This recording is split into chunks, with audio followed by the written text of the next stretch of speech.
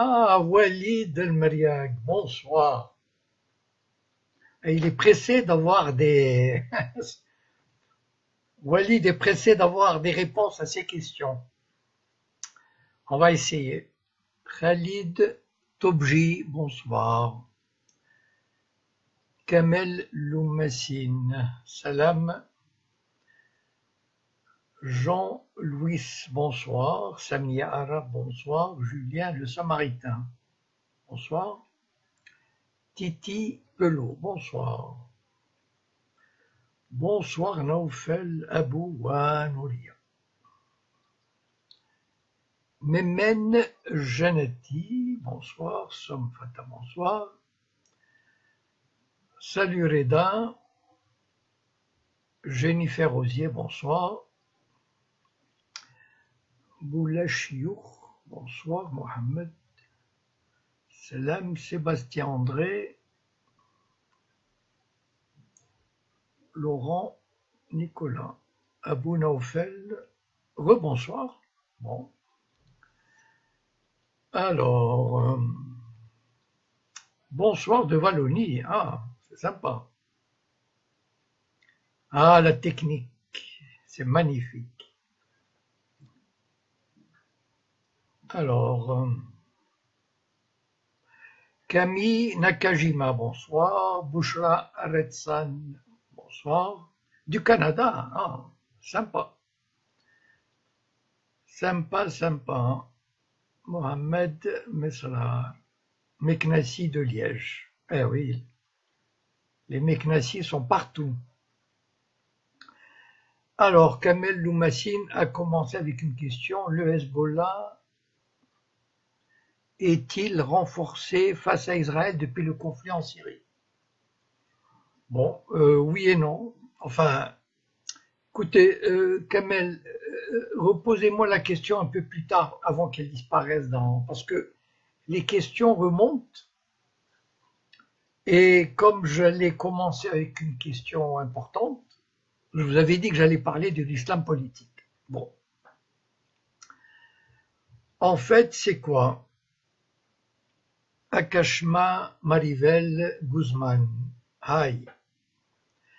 En fait, c'est quoi? Il y a des... vous savez, j'ai reçu des indications de quelqu'un qui m'a dit que des gens en Égypte qui me connaissent, qui apparemment m'apprécient, mais s'étonnent que j'ai pu soutenir l'ancien président déchu, Morsi.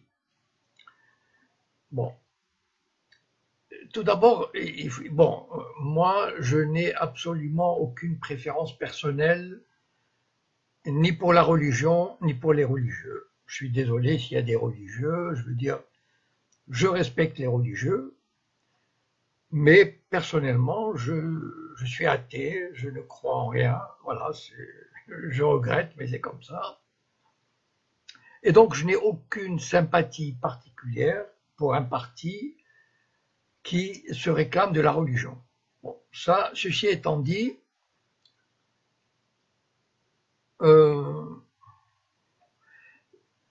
j'essaierai, Bouchra, je vais voir. Ceci étant dit, il se trouve que le monde arabe en général, et le Maghreb en particulier, je m'attacherai au Maghreb, mais je pense qu'on pourra élargir la question à quelques pays du Moyen-Orient. Vous savez que lorsque ces pays ont acquis leur indépendance, dans les années 50, ils n'étaient absolument pas religieux et il n'y avait aucune tendance religieuse en leur sein. Au contraire, c'était des partis progressistes, laïques, et qui voulaient une évolution, à la limite, qui voulaient vraiment copier l'Occident dans l'organisation du gouvernement, dans une administration compétente. Et vous connaissez la fameuse réplique de Nasser aux frères musulmans qui voulaient que les femmes portent le voile. Il les a remis à sa place. Bourguiba qui prenait un verre d'eau pendant le ramadan. Même au Maroc, moi je vais vous dire, dans les années 80, quand j'ai enseigné à la fac, il n'y avait quasiment pas de filles voilées. Vous imaginez, enfin aujourd'hui, c'est peut-être à moitié, enfin je ne sais pas. Donc il faut se poser la question, pourquoi la religion a fait une entrée en masse dans les pays maghrébins? Pourquoi ce qui ne s'était pas fait dans les années 50, 60, 70, pourquoi il y a eu tout d'un coup, pourquoi cette évolution s'est faite? Et en fait, il faut comprendre le pourquoi. Parce que ça aide à relativiser les choses. Comme j'ai dit dans des vidéos précédentes, l'Occident n'avait aucun intérêt à voir les pays arabes, maghrébins, etc., se développer dans l'indépendance, dans l'autonomie, comme ils veulent, comme ils voulaient, voilà. Et je ne vais pas refaire l'historique, mais disons, ils ont tout fait pour comment dire, maintenir ces États arabes, maghrébins, dans la dépendance de l'Occident, de la France et de l'Occident, par toutes sortes de moyens. J'ai raconté l'histoire de Nasser, du Maroc, etc. Bon. Évidemment, ce faisant, ils ont soutenu des régimes plutôt autoritaires, comme Ben Ali, Bourguiba, Ben Ali, Hassan II, Boumedienne, etc.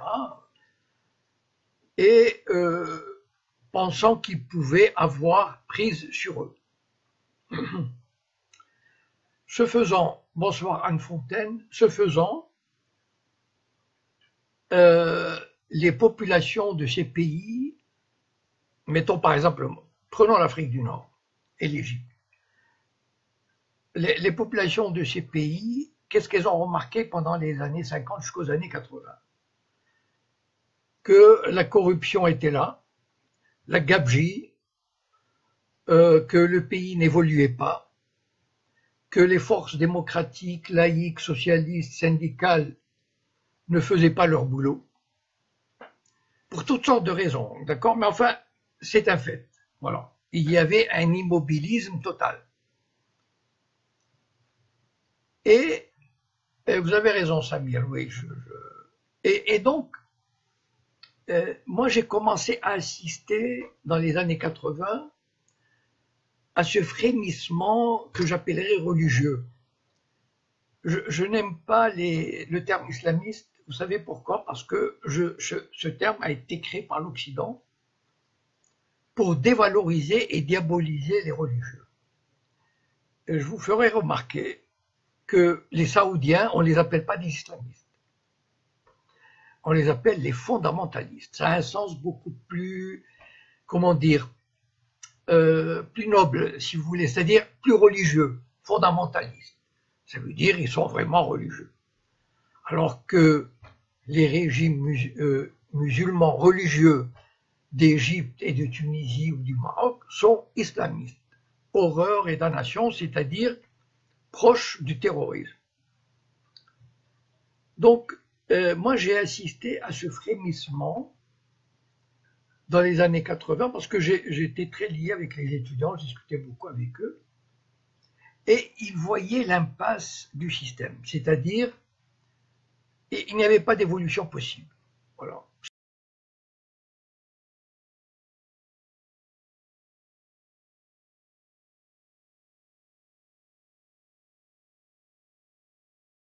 L'éducation, rien n'allait.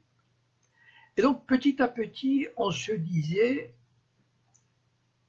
pourquoi ne pas tenter une autre solution, d'abord une solution plus conforme à nos traditions, c'est-à-dire que voulez-vous qu'un Marocain de la rue, c'est-à-dire un simple Marocain qui gagne, mettons le SMIC ou une fois et demie le SMIC, il voit des gens rouler en Mercedes, aller dans les boîtes de nuit, dépenser, moi j'ai vu ça, dépenser en une bouteille de whisky en une heure ce que gagne presque un instituteur, Et donc, cette influence occidentale qui servait, le peuple ressentait, cette influence occidentale qui servait à maintenir le pays dans l'orbite de l'Occident.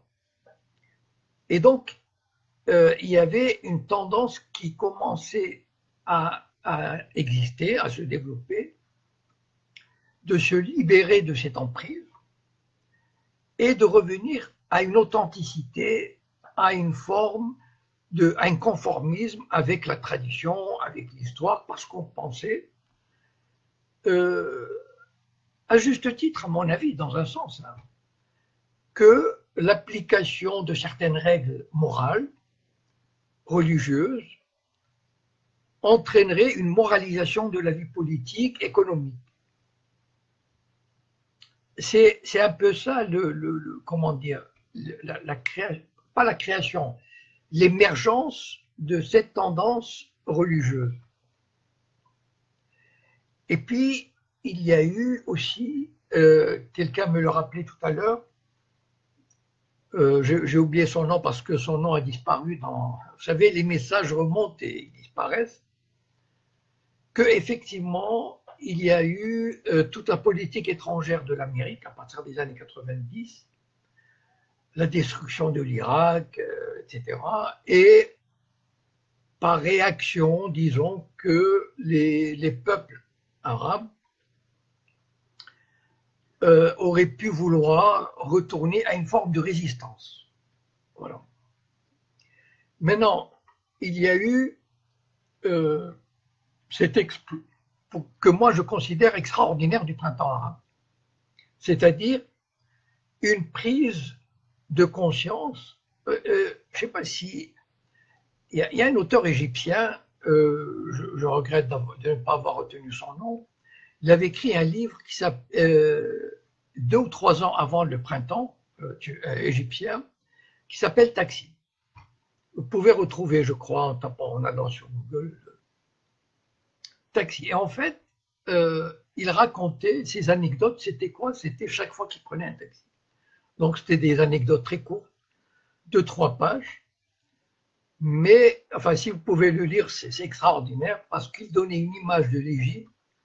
C'est fantastique. C'est-à-dire un pays corrompu, un pays où règne l'arbitraire, et en filigrane, il y avait toujours cette question, mais comment ça se fait que le peuple supporte tout ça en silence? Voilà. Et donc, en fait, la marmite, ça bouillonnait à l'intérieur.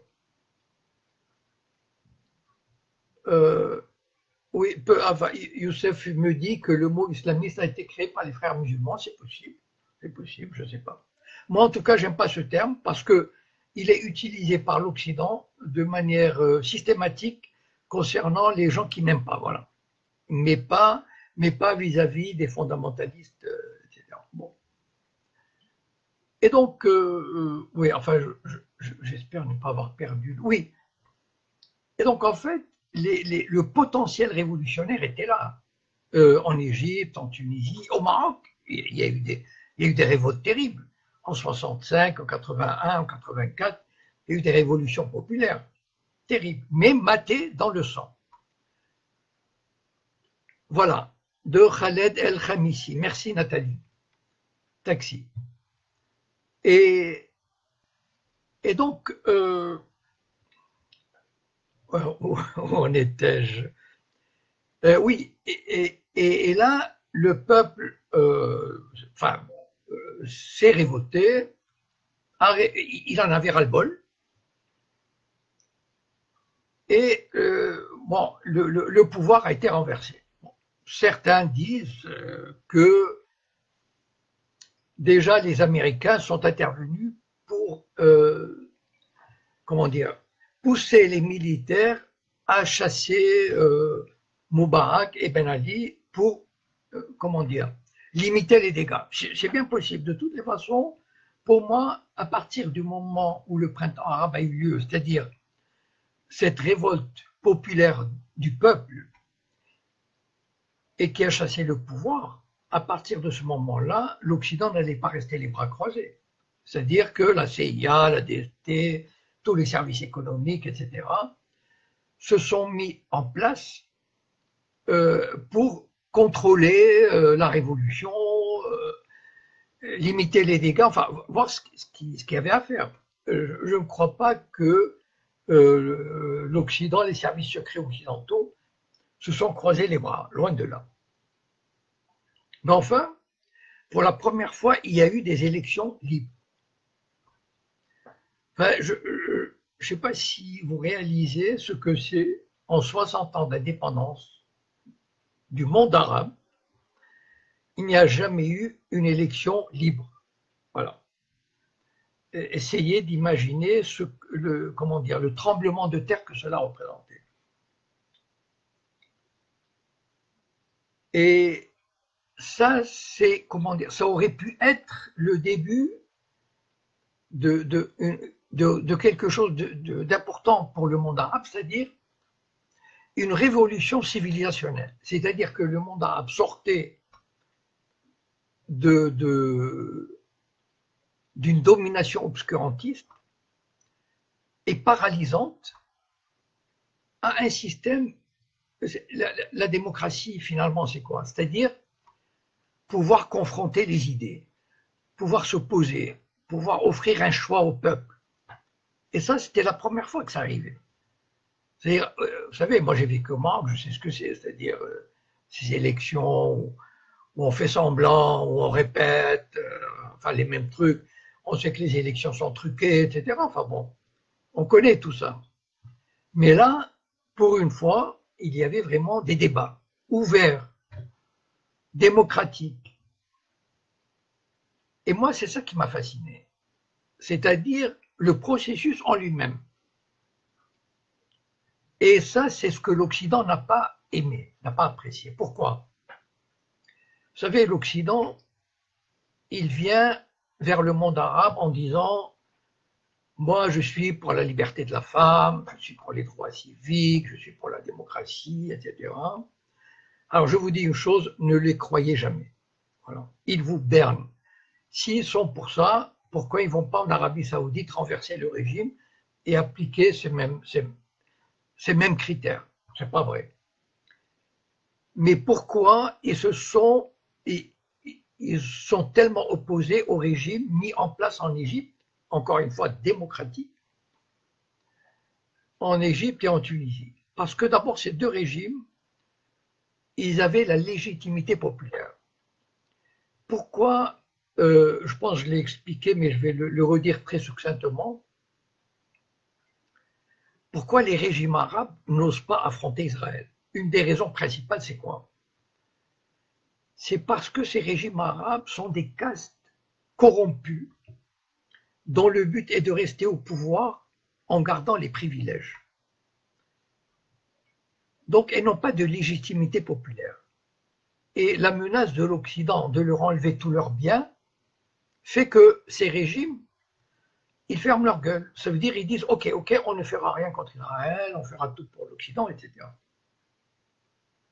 Mais un régime comme celui de Morsi ou de Tunisie, qui avait la légitimité populaire et qui n'était pas corrompu, ils ont dit nous, le régime sioniste, on va tout faire pour bloquer ce régime.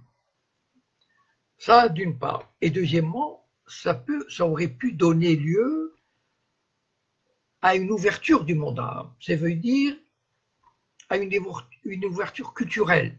Le monde arabe aurait pu connaître cette ébullition culturelle, politique. Parce que, vous savez, je ne sais pas si vous connaissez Harkoun, Mohamed Harkoun. Il avait dit une chose extraordinaire dans les années 80. Il avait dit il y aura une révolution dans le monde arabe lorsque la parole sera libérée. Lorsque la parole sera libérée. Le drame du monde arabe, le drame des sociétés arabes, c'est que ce sont des sociétés où règne le non-dit, la honte, la peur. On ne peut pas parler. On est tétanisé par la parole. Les gens n'osent pas s'exprimer. Voilà. Et ça, Voilà ce qui caractérise en profondeur les sociétés arabes et qui les empêche d'évoluer, parce que tant qu'il n'y a pas de critique, tant qu'il n'y a pas d'ébullition intellectuelle, culturelle, économique, etc., mais on ne peut pas avancer, parce que tout le monde fait semblant. Il ne faut surtout pas dire ceci, il ne faut surtout pas dire cela, ça peut gêner, etc., etc. Et là, ces élections, etc., avaient libéré le débat, avaient libéré la parole. Et l'Occident ne s'y est pas trompé. D'ailleurs, le régime égyptien a été balayé au bout d'une année. Maintenant, je vais vous dire comment il a été balayé. Il a été balayé en créant des conditions économiques telles que le peuple égyptien a été confronté à des pénuries d'essence, des pénuries dans l'alimentation. Vous savez, c'est très facile. Un pays comme l'Égypte, il dépend de l'aide internationale, il dépend de l'aide des pays du Golfe, de la Banque mondiale, du Fonds monétaire, etc. Il suffisait de fermer le robinet pendant une semaine, un mois. Et d'ailleurs, après la chute de Morsi, l'Arabie Saoudite a débloqué 12 milliards de dollars. Cadeau, voilà. Donc en fait, on a créé les conditions. Or, il y a quelqu'un, enfin, c'est pas quelqu'un, Walid El-Meriag me dit, et vous savez, les religieux, les frères musulmans, ils n'ont aucune compétence. Ah bon? Et pourquoi ils n'auraient pas de compétence? Parce que justement, on a créé les conditions de pénurie. Alors, moi, je pose une question. Est-ce que Moubarak a été compétent? Ou est-ce qu'il a mené l'Égypte pendant 30 ans de dictature? Est-ce qu'il a été compétent? Est-ce que Hassan II a été compétent? Est-ce que Hassan II a développé pendant 40 ans? Est-ce qu'il a développé la justice, la santé, l'éducation? Voilà, je vous pose des questions simples. Est-ce que tous ces régimes dictatoriaux, soi-disant laïques, ont développé le monde arabe? Qu'est-ce qui, à part Saddam Hussein, ça, je lui reconnais, il a fait quelque chose d'extraordinaire. Et c'est pour ça qu'on l'a détruit aussi. Il a créé une société où il y avait l'éducation, la santé, etc. Bon. Et donc, quand on me dit les frères musulmans, ils sont incompétents, je dis, bon, d'abord, on a créé les conditions de leur incompétence, c'est-à-dire, on a fermé les robinets, et deuxièmement, les autres pays, les autres régimes n'ont pas montré une compétence extraordinaire. Bon, je ne crois pas que le maréchal al-Sisi va transformer l'Égypte en Corée du Sud. D'accord? Voilà. Aucun pays arabe n'a atteint le niveau de la Corée du Sud, avec tous leurs milliards et leurs dictateurs. Deuxièmement, on me dit, le peuple égyptien n'a pas voulu, il a manifesté contre Morsi. Il n'a pas voulu, il est descendu dans la rue. Alors moi, je vais vous poser la question suivante. François Hollande il est impopulaire à 90%, vous êtes d'accord? Il est impopulaire à 90%. Est-ce qu'on a trouvé légitime de le pousser dehors? Non. Voilà. Eh bien, il est impopulaire. Eh bien, on dit aux Français, ben, il faut supporter pendant 5 ans. Voilà. Vous l'avez élu pour 5 ans. Alors, il faut faire avec. Ça, c'est l'Occident. Ça, c'est un régime de droit. Par contre, l'Égypte, on a dit, ah ben, le peuple n'est pas content. Et pourquoi on ne demande pas au peuple s'il est content d'Al-Sisi, etc. Non. Et donc, et c'est ça, c'est ce que je reproche à cette génération Facebook. Ben, soi-disant, Facebook, évolué, machin, etc. Qui dit, oh là là, les religieux, c'est rétrograde. Je n'ai pas envie de vivre sous un régime religieux. Très bien. Moi non plus, j'aimerais pas vivre sous un régime religieux. Et les femmes, c'est pas drôle. Très bien. Et seulement, moi, je pose la question, la contradiction suivante.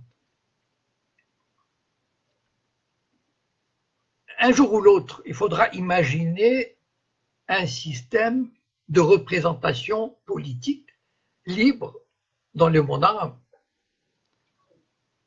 Ce système ne peut passer que par des élections libres. Ne me faites pas croire que les élections qui se passent aujourd'hui dans le monde arabe sont libres. Enfin, voilà. Et donc,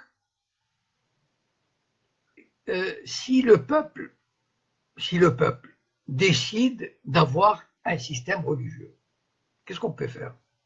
Je pose la question comment dire, aux internautes qui me suivent, qui veulent, enfin, qui croient dans la démocratie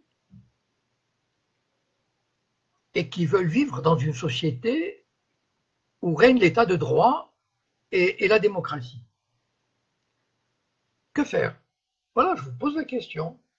Si le peuple décide qu'il veut un régime religieux, on lui dit, non, écoute, ferme ta gueule, tu comprends rien, tu es bête, on va retourner à la dictature pendant 30 ans. Et après, on fera des élections, et si tu veux des religions, on retournera à une dictature pendant 30 ans. C'est ça? Bon, pourquoi pas?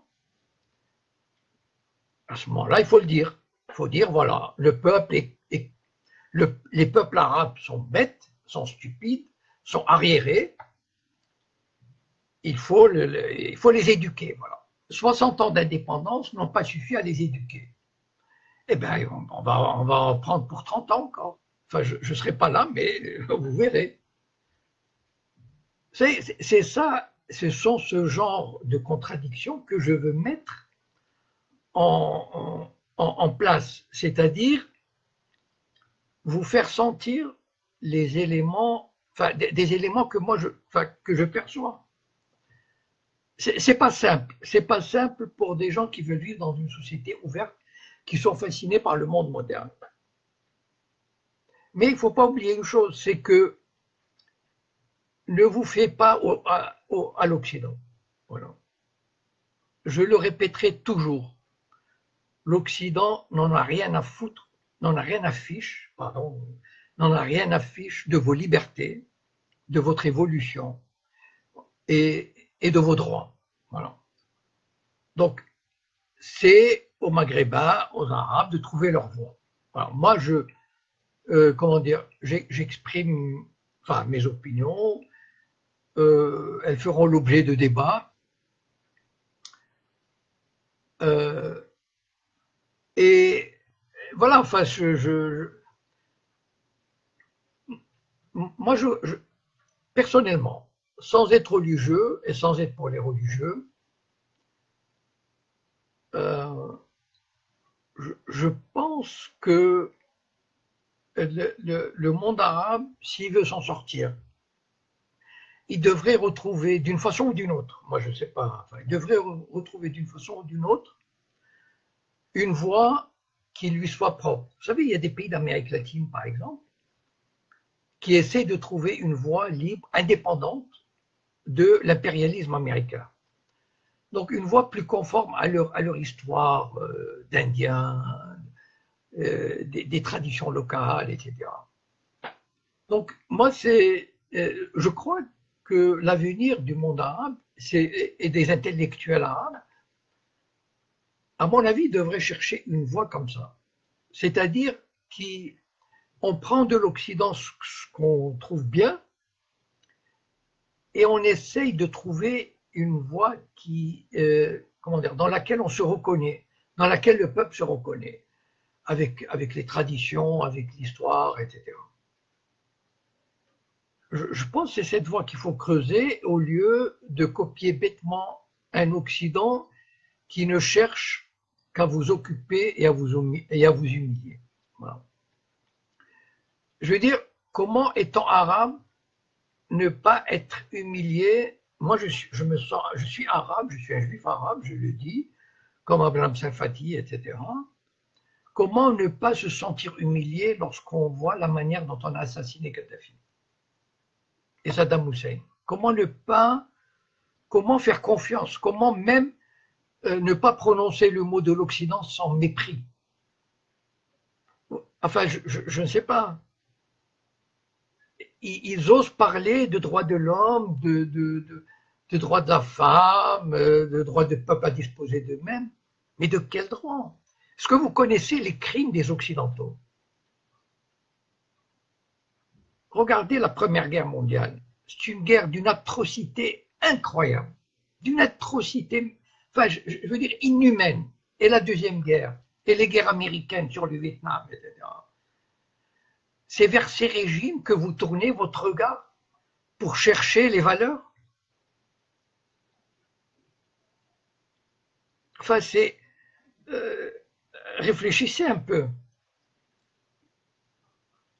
Enfin, réfléchissez, c'est-à-dire, oui, analysez le système avant de vous lancer tête, enfin, avant de croire. Je...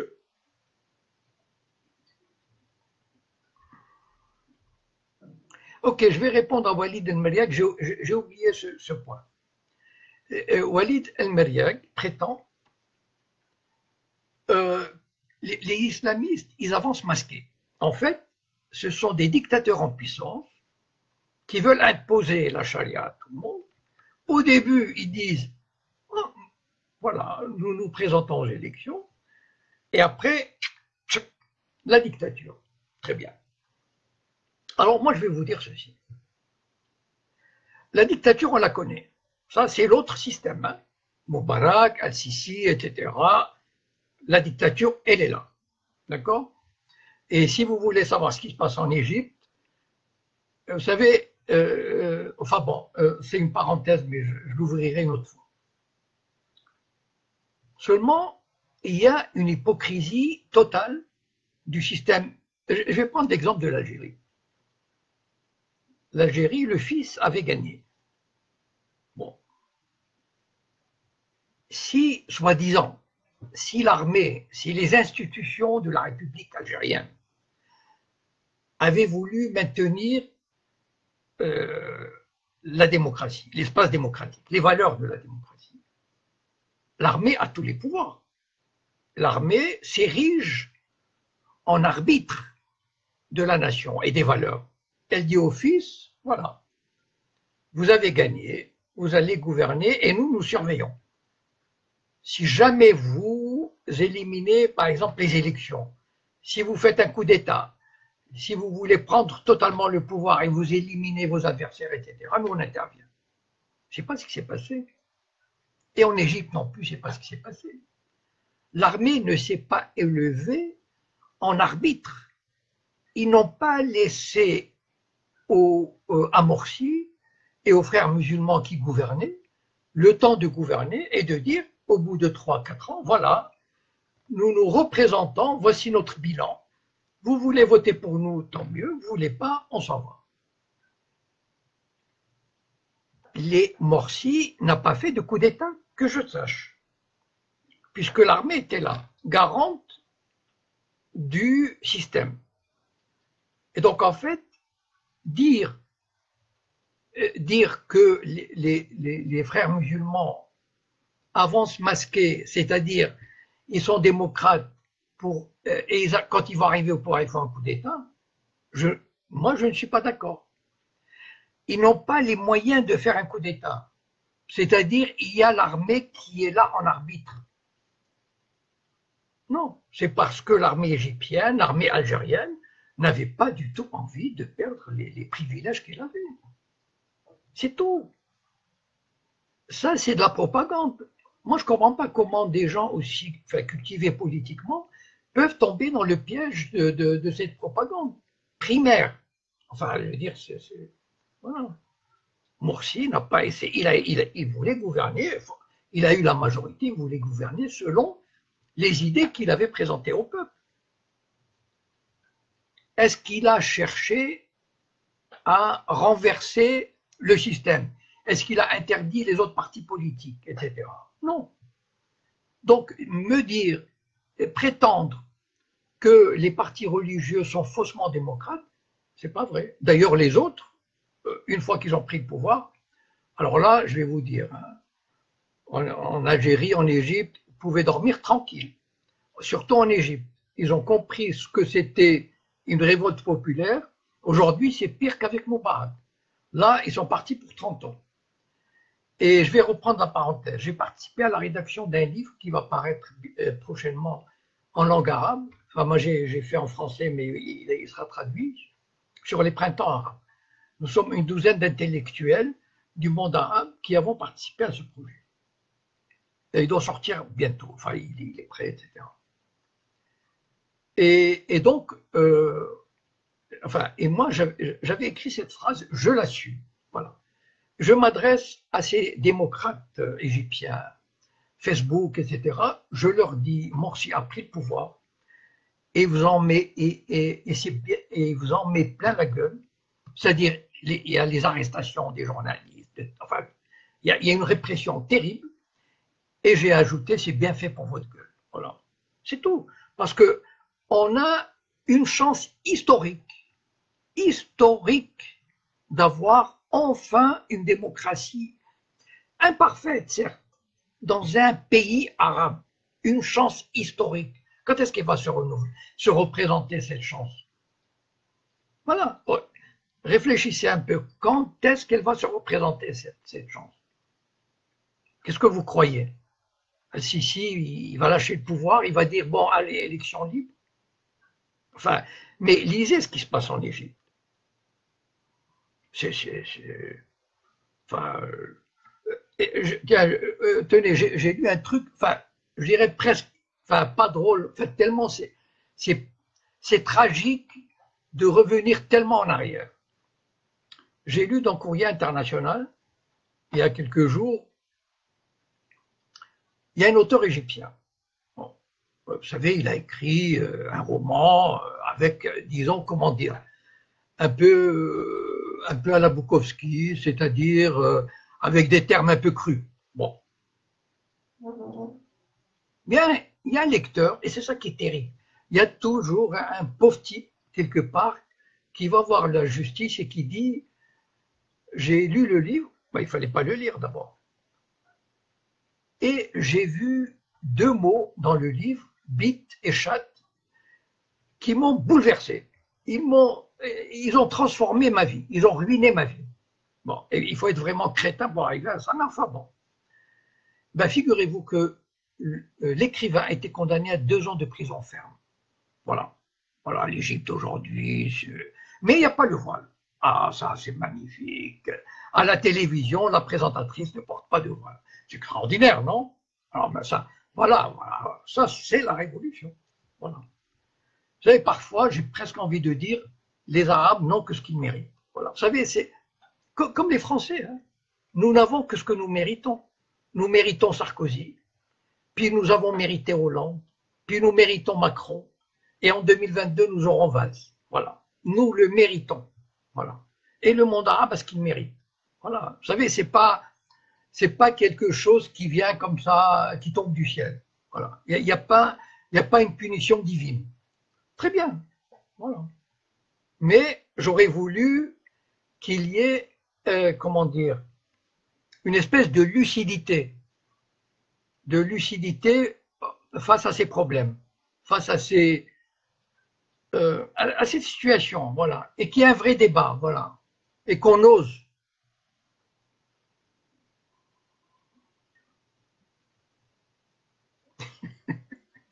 Il est formidable, Walid El-Mariaï.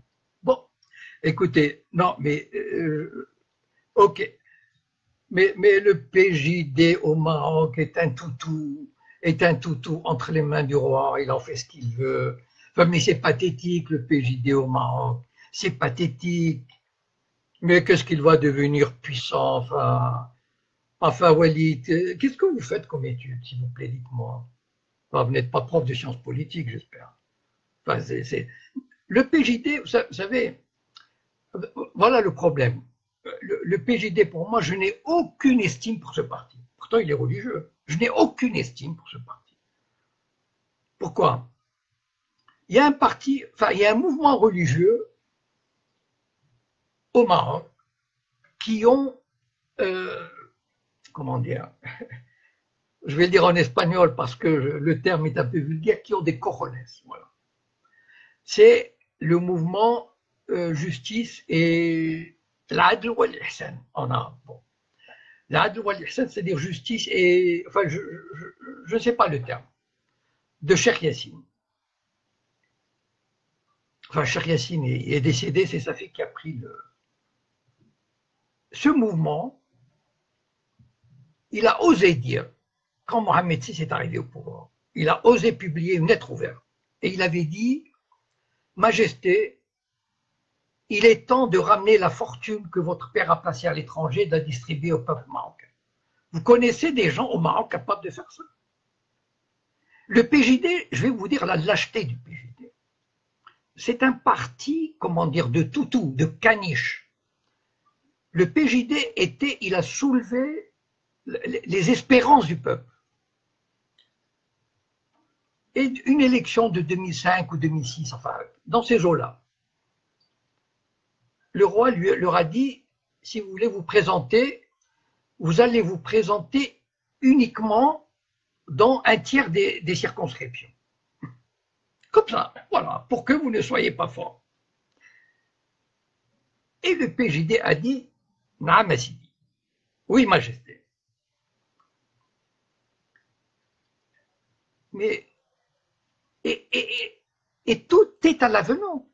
C'est un parti qui n'a pas son mot à dire sur la politique étrangère, sur la nomination des ambassadeurs, sur les grands trucs économiques. Enfin, je veux dire, c'est un parti qui est allé prendre sa part du gâteau. Voilà. Il est allé prendre sa part du gâteau. J'ai fait une vidéo il y a déjà 3-4 ans et j'ai dit que le PJD, il est assis entre deux chaises et il est totalement... Moi, je dis qu'il a eu tort d'entrer au gouvernement parce que de deux choses l'une. Au Maroc, c'est le roi qui tient toutes les ficelles. Enfin, ce qui est important. Donc, le PJD, en rentrant au gouvernement, il s'est déconsidéré parce qu'il ne peut pas appliquer sa politique. Et donc, forcément, le peuple va lui en vouloir. Et donc, il a trahi la confiance de millions de gens qui ont voté pour lui. Voilà ce que je pense du PJD. C'est pas parce qu'ils sont religieux que je vais les appuyer. Mais pas du tout. Moi, j'appuie des gens courageux, qu'ils soient religieux, laïcs, communistes.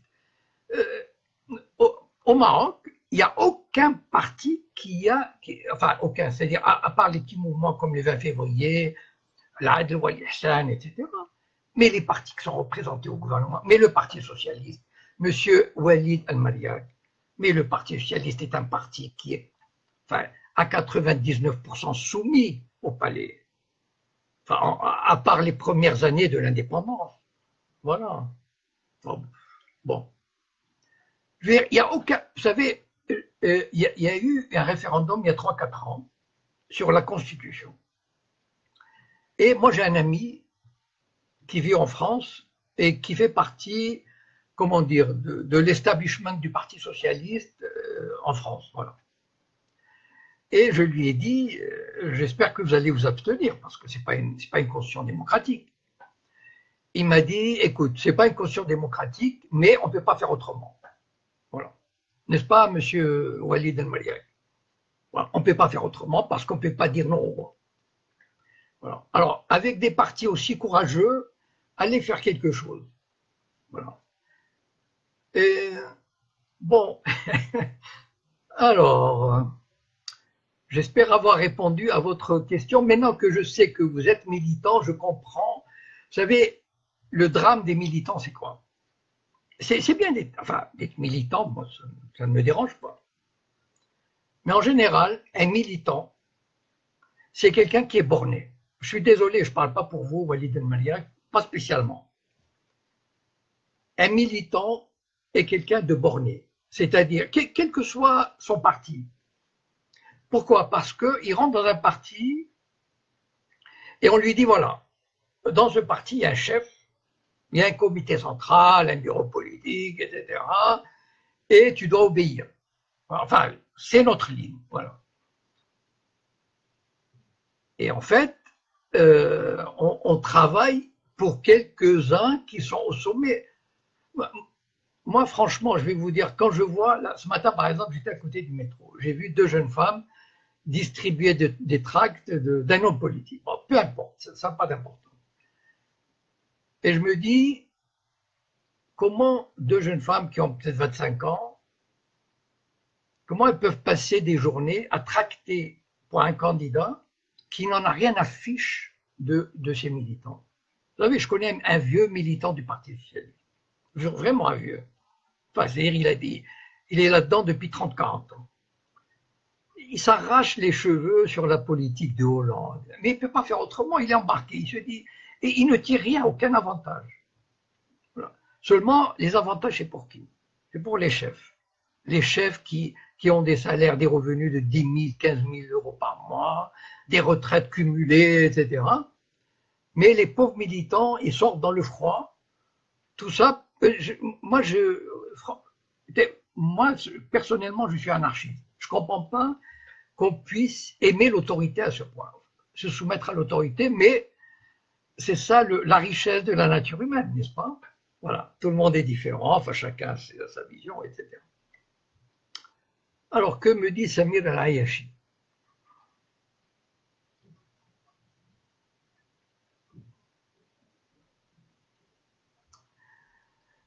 Oui.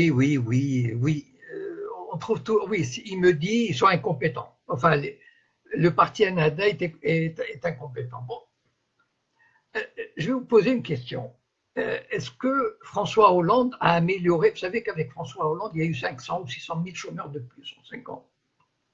Est-ce qu'il est compétent? Est-ce que la santé, pour ceux qui vivent en France, je me pose la question, est-ce que la santé est meilleure en France depuis 5 ans? Est-ce que le chômage est meilleur en France depuis 5 ans? Est-ce que l'éducation est meilleure en France depuis 5 ans? Est-ce que les inégalités ont baissé depuis 5 ans? Comment vous appelez un président comme ça? Il est compétent? C'est ça, je ne comprends pas, comment dire, il y a une espèce d'auto-dépréciation des Arabes vis-à-vis de leurs dirigeants, enfin de certains dirigeants. On dirait qu'ils suivent les directives de l'Occident. L'Occident leur dit, attention les frères musulmans, ils sont bornés, ils sont enfin ceci, cela, et les autres ils suivent comme, enfin, moi j'arrive pas à comprendre. Mais la compétence, franchement, alors je pose la question encore une fois, est-ce que François Hollande s'est montré compétent? Avec tous les énarques qu'il y a autour, avec tous ces ministres, etc. Voilà. Quelle compétence. Voilà. Vous savez, j'ai publié une petite vidéo il y a quelques jours sur Hassan II. Je veux dire ce que je pensais de Hassan II. Et j'avais dit, oui, c'est vrai que Hassan II passait pour quelqu'un de très brillant. Effectivement, quand on suivait ses conférences de presse, c'était un délice. Bon, d'accord. Et en même temps, j'ai dit, à quoi ça a servi 40 ans quand on voit l'état du Maroc, enfin au moment où il est décédé, 40 ans de règne et de voir l'état de la santé, de l'éducation, de la justice. C'est ça, être intelligent? Alors voilà, moi je ne sais pas. Enfin bon, encore une fois, moi oui, la désobéissance civile. C'est très difficile, Sylvain Romano, de faire entrer ça dans la tête des gens. C'est presque impossible. D'ailleurs, je vous suggère, enfin tous, si vous avez l'occasion, aujourd'hui sur YouTube, vous avez l'occasion, c'est extraordinaire, allez chercher la servitude volontaire de la Boétie. La Boétie a écrit ce chef-d'œuvre à l'âge de 18 ans, il y a 4 siècles. Et il n'a pas pris une ride. C'est quoi en fait? Il s'interrogeait dans l'année 1500 et quelques. Enfin, pourquoi les peuples obéissent à des tyrans? C'est fabuleux. Regardez aujourd'hui par exemple en France, enfin dans les pays européens, on leur donne un bulletin de vote. Et ils votent pour des voleurs, pour des pourris, pour des corrompus, en disant toujours « ouais, c'est toujours les mêmes, il y en a marre, etc. » Mais ils retournent aux urnes, bon, les 2 tiers. C'est extraordinaire. L'homme est servile. Voilà.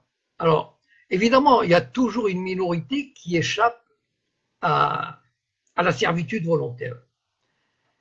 Il y a toujours, euh, je lirai votre message après, monsieur Aubrim, je regrette, j'ai pas le temps. Euh, euh, comment dire, il y a, qu'est-ce que je disais? Bon, voilà, le problème, c'est que quand j'essaie de lire le message, euh, je, je perds. Ah oui, c'est vrai, le Président, c'est un très bon film qui est basé sur un roman de Georges Simenon. Voilà. Et là, on voit vraiment la pourriture de la classe politique. Oui, et donc, et c'est ça qu'il y a, euh, comment dire, il y a un élément, je pense, enfin, chez l'humain, il y a un élément de soumission, voilà. C'est-à-dire, enfin, là, je vais faire un peu de philosophie anthropologique. Ben, comme ça fera une belle conclusion, je crois. Il y a, la nature est terriblement inégalitaire et injuste. Voilà. Ça, c'est un fait. Vouloir rétablir une égalité, c'est totalement illusoire. C'est impossible. Pourquoi? Parce que la nature a fait des gens, il y a des gens intelligents, beaux, forts, cultivés, brillants, dominateurs. Voilà. Il y a des gens, ils sont nés pour dominer. Voilà. C'est dans la nature. Voilà. Regardez une classe de récréation de, de collégiens. Faites l'expérience, ou à l'école primaire, et vous allez voir, il y a des gens qui vont s'imposer, disons. Voilà. Ils ont une prestance, ils ont une élégance, ils ont une personnalité. Il y a des gens comme ça qui réussissent dans la vie. Voilà. On n'y peut rien, mais la nature a fait comme ça les choses. Et il y a une majorité de gens qui plutôt suivent. Voilà. Et les sociétés humaines, elles ont toujours fonctionné comme ça. Si quelqu'un peut me citer, je parle des sociétés humaines organisées depuis à peu près 3000, 4000 ans. C'est-à-dire, si je parle des Perses, des Égyptiens de Pharaon, des Romains, des Grecs, etc., enfin, des Francs, des Wisigoths, tout ce que vous voulez. Oui, oui, c'est relié à la désobéissance civile. Je vais. Euh, et donc, c'est toujours l'image, le schéma, c'est quoi? Un chef, une oligarchie et le peuple. Bien sûr, des fois, il y a une oligarchie qui remplace une autre. Il y a une révolution, ou bien il y a des gens qui rentrent dans l'oligarchie, etc. Bon, il y a toujours du mouvement, mais on finit toujours dans ce schéma. Et ce schéma, c'est c'est ce qui est brillamment expliqué dans ce merveilleux petit livre, La servitude volontaire, que vous pouvez retrouver sur YouTube. Il explique les mécanismes comment dire, de l'obéissance et de la soumission. Vous savez, Céline, qui était enfin, un des plus grands écrivains, sinon le plus grand du XXe siècle, si vous n'avez pas lu Voyage au bout de la nuit, il faut vous précipiter séance tenante, parce que c'est une merveille. Et il disait comment l'être humain peut participer à une telle boucherie. Et lui, il disait que finalement, l'homme aime ça. Parce que s'il n'aimait pas ça, ou s'il ne se soumettait pas avec autant d'enthousiasme, ben, il arrêterait. Voilà. Et donc, en fait, l'homme, enfin, de manière générale, il y a toujours dans une société humaine, vous savez, à la limite, je vais prendre même une petite société comme le Mella de Meknès, c'est-à-dire le ghetto juif. Voilà. Comment dire? Un peu l'image d'une société. Ben, on avait quelques notables, et on avait quelques petits gangsters, c'est-à-dire des gens qui détournaient la loi, enfin, des voyous, et la majorité qui travaillait, qui était sérieuse, qui se soumettait, voilà, qui se soumettait à la loi, etc. Enfin, les gens, on s'étonne, moi je m'étonne, franchement, je m'étonne de la facilité avec laquelle les gens acceptent de se soumettre à des lois qui sont assez iniques et se soumettent à un système de privilèges. Je veux dire, moi je me dis, mais comment des Français qui gagnent 1000 euros, 1200, 1500, 2000, qui se tuent pour gagner ce salaire et qui voient des hommes politiques gagner, mais sans rien faire. Enfin, je veux dire, ils regardent des dossiers. Gagner 10 000, 15 000, 20 000. Vous savez, ils partent avec des retraites cumulées, ils atteignent 10 000, 15 000, 20 000 euros. C'est hallucinant. Mais quel Français, enfin, qui travaille réellement, qui apporte de la richesse, peut espérer gagner 10 000 euros par mois à la retraite? Et pourtant, moi c'est un truc que je m'expliquerai jamais. Et c'est pour ça que je reviens à la désobéissance civile. Comment ça se fait que les gens, les citoyens acceptent? C'est-à-dire, moi je rêve, mais c'est un rêve complètement illusoire. Je rêve que, par exemple, il y a une élection et que le chef, je ne sais pas, Sarkozy ou Juppé à Bordeaux, on lui met 2% des voix. Voilà. Et les gens se frottent les mains et ils sortent dans la rue danser et dire on l'a, comment dire, on l'a renvoyé, c'est formidable, à bas les chefs. Voilà. Et ça n'arrive pas. Ça n'arrive pas parce que c'est pas une question de logique. C'est pas une question d'expliquer aux gens ce qu'est la désobéissance civile. Comme Étienne Chouard, par exemple. Il fait de très belles vidéos sur la vraie démocratie, comment rédiger une constitution. Enfin, tout est beau. Enfin, la construction, elle est magnifique, elle est impeccable. Mais, enfin, il oublie une chose. Enfin, à mon avis, je ne sais pas. Peut-être comment dire, il a trop de respect pour la nature humaine pour rappeler certaines choses, pour rappeler une vérité terrible. C'est-à-dire que l'homme est un être, quand je dis l'homme, ça veut dire une bonne partie de la société humaine, évidemment, c'est un être de servitude. Voilà. C'est un être qui accepte, voilà, il ne se pose pas la question, il se dit, un chef, c'est normal d'avoir un chef, j'accepte les lois, et même quand on me donne un bulletin de vote et je peux donner un coup de pied au derrière à ce chef, je ne le fais pas. Voilà, parce que c'est Juppé, c'est Sarkozy, c'est comme des dieux. Voilà, c'est Hamon, c'est Macron, c'est Le Pen. Ce sont des dieux pour ces gens-là. Jamais dans une élection, on ne, comment dire, enfin, ou rarement en tout cas, moi j'aimerais bien voir ça. On tourne en dérision un chef. Voilà. Mais voilà, c'est pour ça que probablement, moi j'ai insisté, j'ai quand même fait Sciences Po en 67, 69. Bon. Donc j'ai quand même assisté à pas mal de, comment dire, d'élections, de changements. Et vous savez, c'est la même pièce de théâtre qui se joue. Vous savez, il n'y a rien à faire. Hein. C'est exactement la même chose. Et dans 5 ans, on reviendra, on leur dira « Ah non, cette fois, c'est crucial. C'est vraiment l'élection qui va déterminer. » Mais vous savez, on a dit ça il y a 5 ans. On a dit ça il y a 20 ans. On a dit ça il y a 40. Et le peuple se fait toujours avoir. Moi, c'est magnifique. Moi, je regarde ça et je me dis comment on arrive à, comment dire, sans le dire vulgairement, comment on arrive à embarquer le peuple dans des trucs. Et pourtant, le peuple français n'est pas stupide.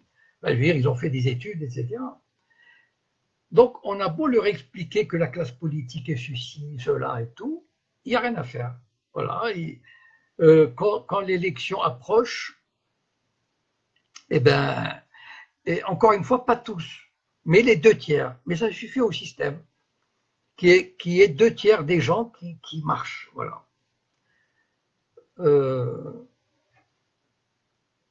Bon, je ne sais pas si c'est du pessimiste ou pas, mais bon, mais voilà, c'est une réalité. Un habit pour l'hiver avec pieds plus, je ne connais pas. J'aime bien pieds plus. C'est vraiment l'acteur français, enfin un des acteurs français qui, enfin, vraiment français, la France, enfin, avec son esprit, avec son humour, dans le pays profond, voilà. Bien, et bien sur ce, je pense que l'on approche de la fin d'une époque de gouvernance pyramidale. Eh bien, Didine Dino, je vous souhaite bien du plaisir. J'espère que vous êtes assez jeune pour, euh, pour voir, dans 20 ans, dans 40 ans, j'aimerais bien savoir ce que vous allez penser.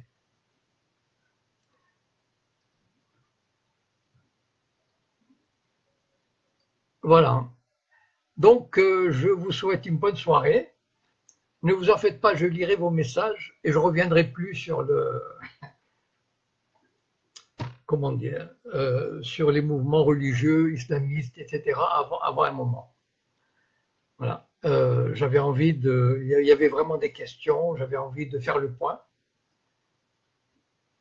Et pourtant, la Grèce n'a abouti à rien changer. Ben voilà, la Grèce, les Grecs se font avoir. Enfin, je terminerai, c'est ça qui est terrible. Les Grecs, ils ont vu leur retraite baisser de moitié, etc. Enfin, tout. Et ils continuent à croire dans l'euro et dans l'Europe et dans leur gouvernement. Comment dire, ça atteint un degré de, c'est presque de la sainteté. Ah, enfin bon, il faut quand même prendre le temps de rigoler un peu quand même. Parce que bon, par certains côtés, quand on analyse le fonctionnement de la société, voilà, il y a de quoi rigoler, c'est de la bouffonnerie. Merci Pierre, François, Chouveau. Donc je vous souhaite une bonne soirée et puis à la prochaine. Et puis laissez-moi le titre de mon prochain livre, je vous donnerai quand il sortira, parce que c'est pour bientôt. Donc bonne soirée et à bientôt. Merci beaucoup pour votre amitié et votre soutien. Au revoir.